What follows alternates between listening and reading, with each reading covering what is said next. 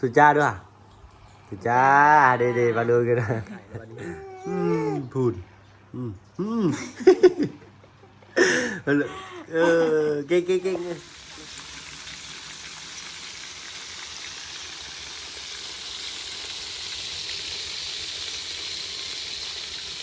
ภาพมาตอนบ่เศร้าเลยแหละพี่น้อยเนาะ ตอน4:88กับ9 โมงเลยพี่น้องเอ้ยเนาะมื้อนี้ก็อยู่เพื่อนอยู่ซานพี่น้องเนาะบ่ได้ไปไสมื้อนี้เนาะทางลุงเพิ่นก็ออกไปเวียกข้างนอกกับทางบ่บุญสารวัตรแล้วเพิ่นก็สิเลยไปทางบ้านไออาจเลยพี่น้อยเนาะที่ทางทีมงานเฮาไปสร้างบ้านให้เพิ่นพี่น้อยเนาะอันไออาจบางเพิ่นก็เคยถ่ายไปหลายๆพี่น้องเนาะที่ว่าเพิ่นมือสั่นนะเนาะ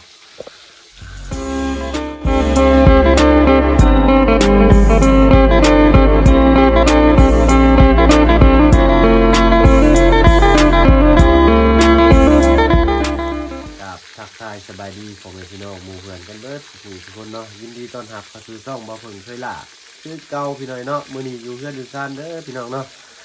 เฮ็ดกับข้าวทอดปลาส้มเนาะที่แม่บ่าวเพิ่งฝากมารอบนั้นเนาะมาให้ทางลูกไผ่เพิ่นกินเนาะยันมีแนวกินพี่น้อยเนาะเอาลูกเอาเต้าอยู่เพื่อนอยู่ซ่าน เนาะมาแต่ละรอบนี่แม่บ่าวเพิ่งสิหาแต่แนวกินเนาะให้พี่น้อยเนาะกลับมาเยี่ยมมายามเพิ่นนี่เนาะมื้อนี้ก็ได้กล้วยมารอบนั้นเนาะรอบนั้นได้กล้วยมากกับบ่ได้เอาไปให้เพิ่นซ้ำพี่น้อยเนาะบ่มีเวลามาแต่ละรอบก็ลืมพี่น้อยแล้วรอบนี้ทั้งมันน้องช้อนเนาะเพิ่นฝากกล้วยหอมอย่างดีพี่น้อยเนาะมันแก่แล้วเนาะเพิ่นอยากให้2เครือแต่ว่าบ่เพิ่นเอาเครือเดียวพอว่าเอามาแบ่งกันกินก็ได้ว่าเนาะให้น้องเพิ่นเอาไว้กินซะพี่น้อยเนาะนี่แหละหันมาก็หันมาวันนี้ใหม่พี่น้อยเนาะ ยังเด้อพี่น้องเนาะมันใหม่กระเทียมนิดหน่อยสิเด้อพี่น้อยเนาะกลับด้านนะพี่น้อยเนาะทางลูกก็ออกมาให้กำลังใจบ่ลูกละสบายดีสุจ้าดีกว่าสุจ้าก่อนได้เลยสุจ้าเป็นได้พี่น้อยเนาะนี่สุจ้าดูไว้อินเตอร์สุจ้า2ข้างสุจ้าสุจ้าอะไรได้เลยเพื่อนเบิ่งผู้ใดเบิ่งปลาเบิ่งทอดปลาตาจิกเช่นนี้พี่น้อยเนาะสุจ้านะเซฟบันสุจ้าก่อนได้เลยนั่นมือจับไม้ฮันเพื่อใช่หันมาสบายดีลูกสบายดีอยู่สบายดีลูกสบายดีค่ะสุจ้าก่อนเร็วสุจ้าก่อนไปบังคับข่อยแท้ว่าได้เนาะเนาะมื้อเช้าดิสุจ้าพอ2 รอบ 3 รอบพี่น้องเลยเนาะสุจ้าดูลูกเนาะแล้วแต่อารมณ์เบิ่นพี่น้อยนะสุจ้าได้เนาะลูกก็เป็นตาแพงพี่น้อย7 เดือนเด้อพี่น้อยเนาะน้องอินเตอร์ฝุ่นยิกเข้าไปหน้านั่นดีครับเอาไปกินใส่ปากเฉยเนาะใช่ลูกสุจ้าซะทางปีนี้ก็แม่น้องอินเตอร์ก็คือสิบ่ได้ลงเฮ็ดให้ใส่หน้านำดอกพี่น้อยเนาะสิได้เอาลูกเอาไห้กับลงเฮ็ดไผเด้สิเอาไห้มีแต่ไปฝากน้ำยาเพิ่นพู้นแล้วเฮ็ดหน้าก็คือสิได้เฮ็ดผูกของลุงนำบ่เฮ้ยบ่จักเด้จักป้าได้สิเฮ็ดน้ำกันได้สร้างเบิ่งสาขาค่อยเฮ็ดนั่นค่อยเฮ็ดบ้านเนาะได้เนาะยันว่าเพิ่นสิดำเอาค่อยก็คือสิบ่มีเวลาดำนำเพิ่นได้เพิ่นพาเฮ็ดแนวใดก็เฮ็ดแนวนั้นแหละเพิ่นพาเฮ็ดเนาะลูกหลานเนาะเอาไว้ก่อนเรื่องนี้เนาะกินข้าวกินน้ำเสียก่อนพี่น้อยเนาะเอาปลาขึ้นก่อนเนาะพี่น้อยเนาะอาหารเช้าก็มีสำนีแหละพี่น้องเนาะแกวบักกิกกับทอดปลาสุ่มเนาะปลานี่ก็เป็นปลาเกล็ดแลบเนาะได้ดูล่ะได้แว่ละปานบ่มาสินอนจังกินคือนาเป็นได้เดี๋ยวห่อครับเนาะนี่พอซ้อนเห็นได้เดี๋ยวนั้นน่ะนี่ฮะเดี๋ยวโมเมนต์แล้วเดี๋ยวนี้โมเมนต์พอซ้อนแล้วเดี๋ยวนี้สุจ้าไหมสุจ้าสบายดีสุจ้าสบายดีสุจ้าบาลุงเดี๋ยวจะสุจ้าบาเราไปกินเฉยมือเนาะ สุจ้าไหมสุจ้าจ้ะ จ้าขึ้นเอาขึ้น อันนี้จ้าเลยสุจ้ามาอีกเบิ่งวันหนึง ไม่อีกบัดหนึง วันหนึงมึงกับปลาลุงบ่เห็นได้กินนี่ฮะ สองมือข้างสองมือข้าง สุจ้าก่อน เฮ้ย สอบพุ่นลายบ่ได้เดี๋ยวงุดงิดเลยได้เนาะ สิไปอย่างเดียวกินข้าวว่าจะกินเนี่ยได้ดูกินนี่ให้กิน เอาไปเลยเอาพอเอาหาจิ้มหนึง มักจกอย่างนี้ข้าวนะ ให้ลูกจกรถ จกดินนะจกแล้วก็ยัดใส่ปากอย่ามันคาคอได้เลยจะยังกินบ่ได้จะยังกินบ่ได้เด็ด จกถิ่มที่หู ตา ดูเด้อกินมือบ่ปอเจอคือโหดร้ายเลยลูกแพ้พาจะเห็นเด้อฮะพอให้อนุโลมเด้อยังน้อยอยู่เด้อขันใหญ่เห็นสิพอตีโลดตีเปี้ยโลด เพราะนั่นพอกินข้าวไว้กินข้าวกินข้าวซีมื้อหาปลามาแต่บ้านนายา เห็นไหมเนี่ยอาหารเช้าง่ายๆเนาะก็ฮอน ใหม่แท้ น้ำมันมันดำเนี่ยเนาะน้ำมันมันต้องซื้อน้ำมันราคาแพงกันเนี่ย ซีมึงกัน ปลาส้มของแม่ก็อร่อยเหมือนกันนะเนี่ย เค็มๆนัว นั่นแหละใช่ฮะปลาส้ม ๆนัวลึก นัวลงสางไม่ใช่ไหม ทั้งซอยหัวหอมก็ แม่ หน้าแล้ว ต้องเป็นปลาหนึ่งอีกที่เขาเอามาจากแม่น้ำโขงมาเห็ดชมในกระแสเพื่อนได้มันจะคือปลาสวายนี่แหละแต่ว่าเป็นปลาสวายนะปลาบึกบอก ใช่ไหมถ้ามาใช้เสื้อบ่ ปลานี่น้องมันเป็นน้องล้างบ้านเลย น้องง่าย มันเป็นน้องหมูเราเอามาใหายแล้วไปได้เห็ดกินก็เห็ดสมได้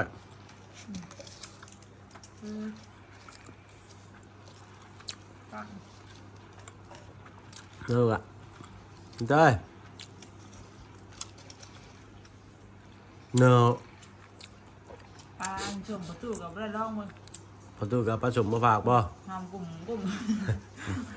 เอ๊ะมีแต่คนผสมมาฝากให้ปันพี่น้อยเนาะเมื่อทั้งบ้านยาก็ได้ผสมเมื่อทั้งบ้านเท่ากันผสม น้ำซื้อกับมาเมื่อไหร่เลย มาแต่หน้าเพิ่นบ่บ้านชวนเพิ่นบ่ กินกลุ่มมากมาจอดในชายก็ย่างคนได้กิน เนาะ พอได้ลูก มาพี่น้องระหว่างทางเบิ่งเนาะอินเตอร์กะสิว่าเรื่องชวนน้องจอนไปไปให้เพิ่นพี่น้อยเนาะทางก็ขึ้นผู้เลยพี่น้อยเนาะประมาณเกือบชั่วโมงแต่ว่าขี่รถจักรเนาะ อายุกับไพ่น้องเสือ อยู่กับพ่อเราพ่อเพิ่นก็อายุหลายเลยแหละเนาะ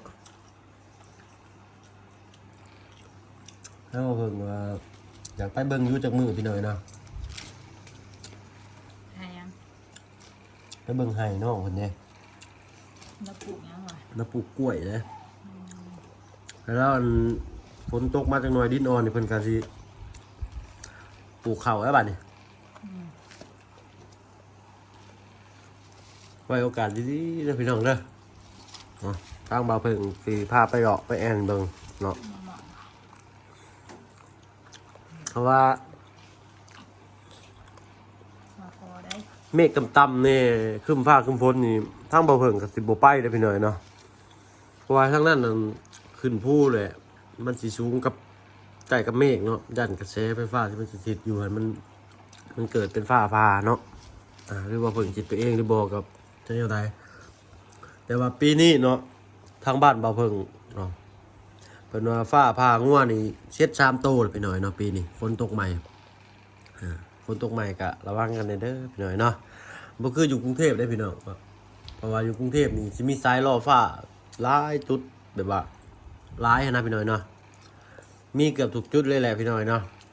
ในปั๊มในราชธานีอันทั้งบ้านทั้งลาวนี้ทางเขตเฮานี่แปลว่ามันอยู่นอกเมืองแน่นะพี่น้อยเนาะเชื่อว่าบ้านนอกก็ว่าได้แปลว่าสายล่อฟ้าก็จะมีแต่ในเซาราชธานีเนาะราชธานีบางบ่อนก็อยู่ห่างไกลกันเป็น ท่าไรกิโลไปหน่อยเนาะแล้วก็ย่านแน่เนาะก็เลยเกิดไฟฟ้าแบบขั้วบวกกับขั้วลบอยู่ขั้วลบอยู่ล่างขั้วบวกอยู่เทิงเมฆต่ำเลยมีกระแสไฟฟ้าสถิตแต่มันเลยเกิดกระแสไฟฟ้าผ้าไปหน่อยเนาะกับบริเวณต้นไม้เนี่ยนะมันต่อเชื่อมโยงกันขึ้นไปใส่กับขั้วไฟฟ้าไปหน่อยเนาะเจ้าคนอธิบายไม่ได้บ่เพิ่งกับบ่ค่อยมีความรู้ทางด้านนี้ว่าผิดพลาดประการใดกะขอโทษขออภัยพี่หน่อยเนาะ เห็นข่าวพาคนน่ะอยู่เชียงขวาง เชียงควางกะมีภูมีผานะขึ้นภูสูงกะจะญาติพี่หน่อยเนาะและมื้อหน้าฟ้าใหม่พี่หน่อยเนาะฟังบ่ลูกสุจ้าสุจ้าสุจ้าไหม ทุจ้าทุจ้า สุจ้าเนาะเรียงง่ายใหญ่ไว้เด้อเนาะต่อเรื่องอันนี้ดีกว่าพี่น้อยเนาะถ้ามาเพิ่งกับว่าสิพาขึ้นไปเนาะทั้งลุงจันกับทั้งบาบุญสารวันจังว่าเพิ่นสิขึ้นไปนำรูโบกับฮูเนาะทั้งบาบุญนี่เพิ่นสิขึ้นอยู่แล้วเนาะทั้งลุงก็จักว่าเพิ่นสิอยากขึ้นนำบ่จักไปหน่อยเนาะหากยังบ่ทันถามบ่ทันบอกเพิ่นอยู่ ไกลบ่ โอ้ไกลอยู่แล้ว จากบ้านแล้วนะ แม่นก็เกือบครึ่งชั่วโมงอยู่แล้วอ่ะขี่จักรกันแล้วครึ่งชั่วโมงนี่แหละเพิ่นว่าเนาะทางยากไปซ่าๆแล้วอ่ะ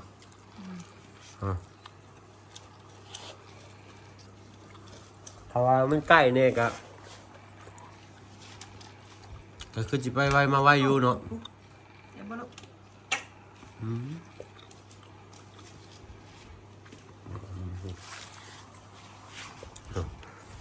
อยากขึ้นไปอยากพาป้าพาลุงไปเบิ่งอยู่เอาตีนจะเข่าเด้อลูก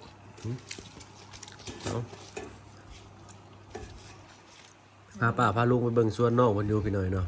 น้องเพิ่นก็บ่ได้กี่ทีเด้อพี่หน่อยเนาะแบ่งกล้วยให้ก็ให้2หวีแต่ว่าเอาหวีเดียวพอ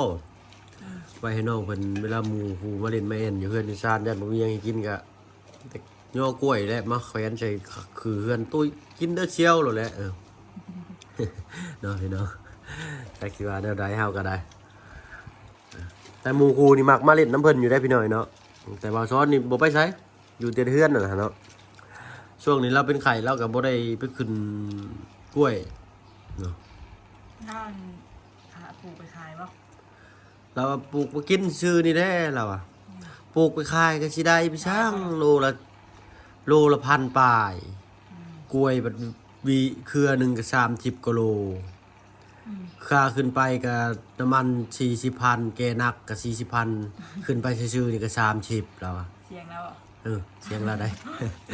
สำเนียงมันเป็นเสียงเราเนาะ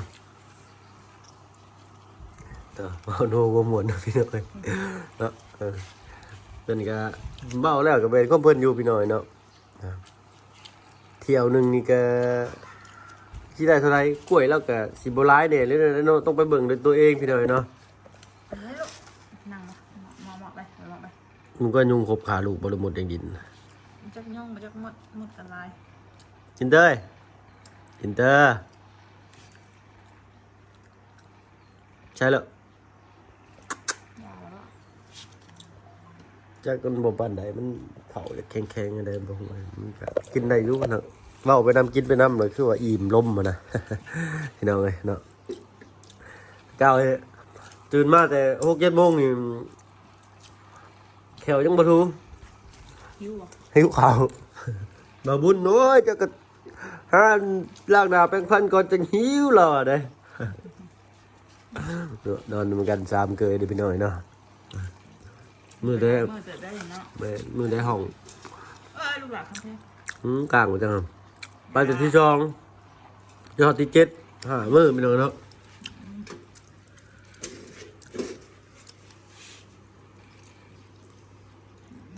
ขึ้น ถ้าเกิดว่าห้องว่างก็ เอาที่เจอเปียกมากเปียกมาก แน่นอนถ้าห้องบ่ว่างนี่แต่ว่าห้องมี3คนนะก็สิได้นอนนำกันถ้ามีห้องเตียงเดียวก็ได้นอนคนละห้องเนาะค่าใช้จ่ายก็เพิ่มขึ้นอีกเนาะค่าห้องก็ขึ้นอีกเลย2,500 ขึ้นละ2,500,000 แม่น เก่าคือละ200,000เดี๋ยวนี้มันเป็น250,000 เป็นเห็นเนาะ เป็นเจาะอันน้ำบาดาลใส่ใหม่เด้น้ำก็มีแต่กีดินบานนี่มาเด้อพี่น้องเอ้ยมีตู้อีกก็ไปบ่เนาะไปเบียกนี่เนาะ ไปแน่รับค่ะลูกชายเรามา อืม เยี่ยมพ่อแขก ไปเยี่ยมยามพ่อแขกคือพ่อแขก แขก แขกนี่ไหนแขก คนอื่นพ่อแขกกับพ่อแขกเลยเนาะมันสิแขกอยู่ เนาะมันเขียนว่าแขกเอาอีจังจะปากอ้อไม่ให้อ่ะดินเดิมดำเปื่อน เบิ่งน้ำบริทันได้คนหน่อยจับอย่างใส่ปากก็ได้นี่ ๆผมเร็วแสงเนาะนางใกล้ป้าข่าวนี่แมนก็เบิ่นนี่พี่น้อยบนโพสต์ในเฟซบุ๊กอยู่ยังก็ยังบ่ไหวจำเพิ่นเนาะเต็มกำมือรถหน่อยๆนี่ฮะมาลูกบ่ถูกจ้าเด้อถูกจ้าปลาลุงเด้อมึงจะถือดูบ่ลูกบ่ เป็นชิโมกอยู่เลยชิโมกย่อย บ้านดูบ่ลูก เป็นอีโมย่อย เพราะว่านี่ก็พาลุงช้อนมาคลินิกพี่น้อยเนาะ เป็นเนื้อบ่สบายบ่ เพิ่นบ่สบายเด้อ ได้เป็นไข้วัดใหญ่ได้ส่วนนี้นะ แม่น ร่างระบาดท่านไปหาหมอกันมีแต่หมอว่ามีแต่เพิ่นเป็นไข้วัดใหญ่ช่วงนี้แล้วว่ะ เนาะ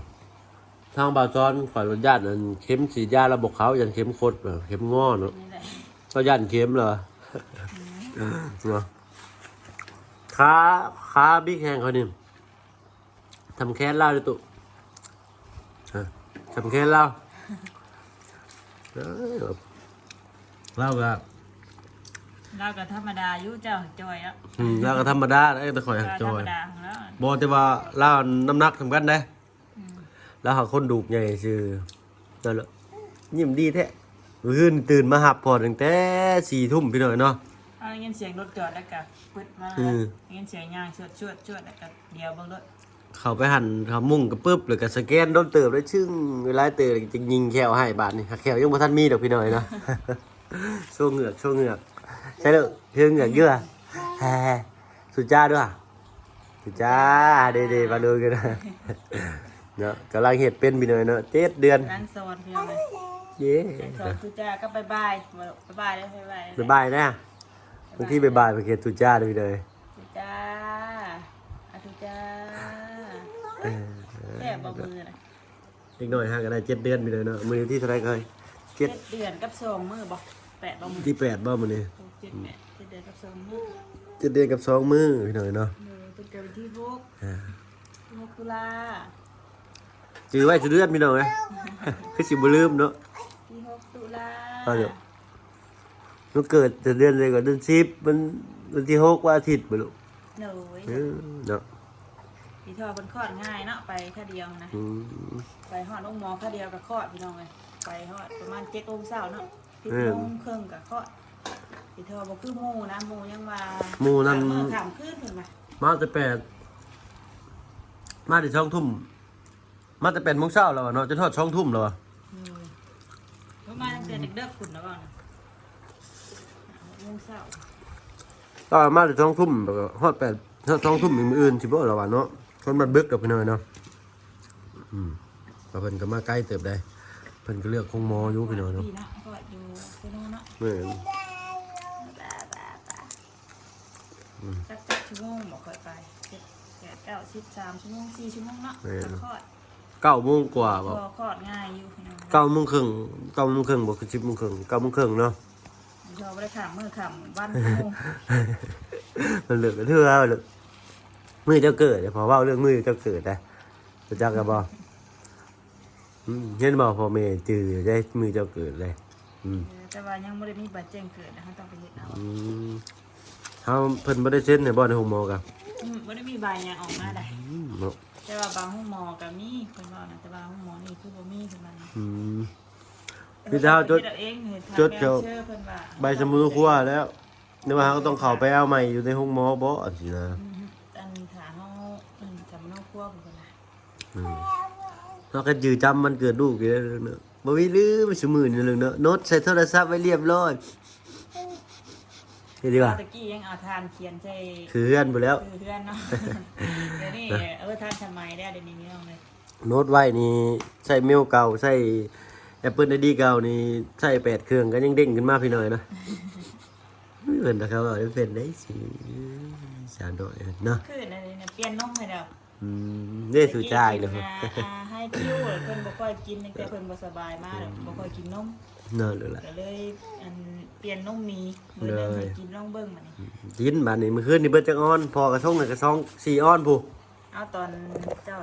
ท่านนั้นมาน่ะก่อนนอนน่ะกินไป เฮ็ด แล้ว พี่ 5 ช่าง ออ นะ น เฮ็ดพี่ช่างกันนะ เฮ็ดไปแล้ว5ออนพ่อมาพ่อส่งให้อีก4ออนบ่ เฮ็ดดี ส่งให้2เทื่อบ่ กินดีไงปากคนเฒ่าเอ้ย นั่งดีนั่งออแอพี่น้องเลยนั่งวอแวออแอ